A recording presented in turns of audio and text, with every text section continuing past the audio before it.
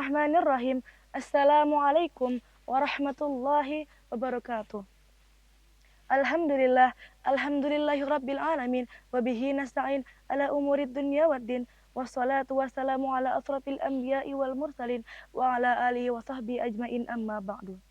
Pertama-tama dan yang paling utama, marilah kita panjatkan puja serta puji syukur kita terhadap kehadirat Allah Subhanahu wa taala yang telah memberikan kita nikmat iman, Islam serta kesehatan sehingga kita bisa berkumpul lagi di bulan Ramadan yang penuh berkah ini.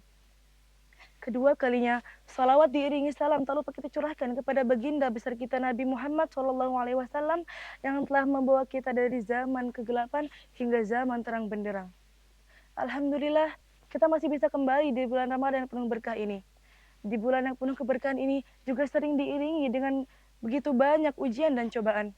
Allah Subhanahu wa taala telah berfirman dalam Al-Qur'an yang artinya, "Dan kami akan menguji kamu dengan sedikit ketakutan, kelaparan, kekurangan harta, jiwa dan buah-buahan.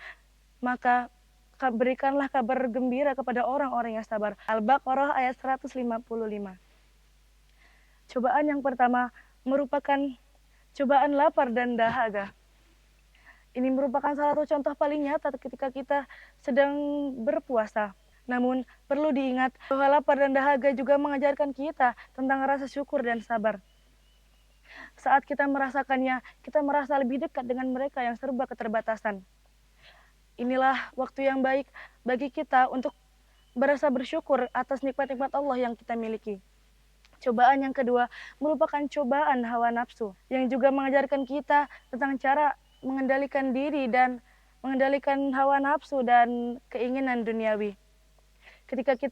Ini adalah waktu yang baik untuk menguji kemampuan kita dalam mengendalikan diri dan pelajaran yang berharga tentang kesabaran dan keteguhan hati. Cobaan yang ketiga merupakan cobaan produktivitas dan konsentrasi.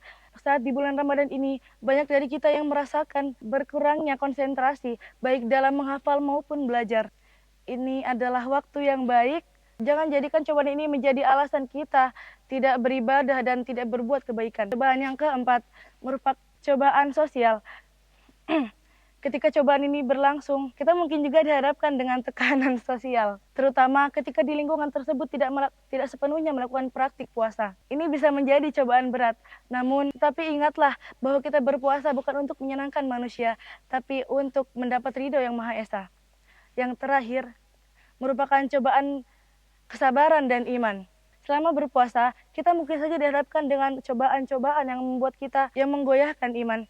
Namun, di saat kita mampu menjaga puasa kita, ini adalah tanda kuat kita dalam memperkuat ikatan kita dengan Allah Subhanahu wa taala. Dalam menghadapi cobaan ini, perlu diingat bahwa Allah Subhanahu wa taala tidak akan memberikan cobaan melebihi batas kemampuan kita. Sebenarnya merupakan kesempatan kita untuk meraih pahala dan memperkuat dan meningkatkan ketakwaan kita kepada Allah Subhanahu wa taala. Marilah kita jadikan bulan Ramadan ini sebagai waktu yang baik untuk melatih diri kita dalam bersabar, mengendalikan hawa nafsu dan mendekatkan diri kepada Allah Subhanahu wa taala. Semoga Allah memberikan kita kekuatan dan keteguhan hati untuk menghadapi cobaan dengan penuh keyakinan dan tawakal.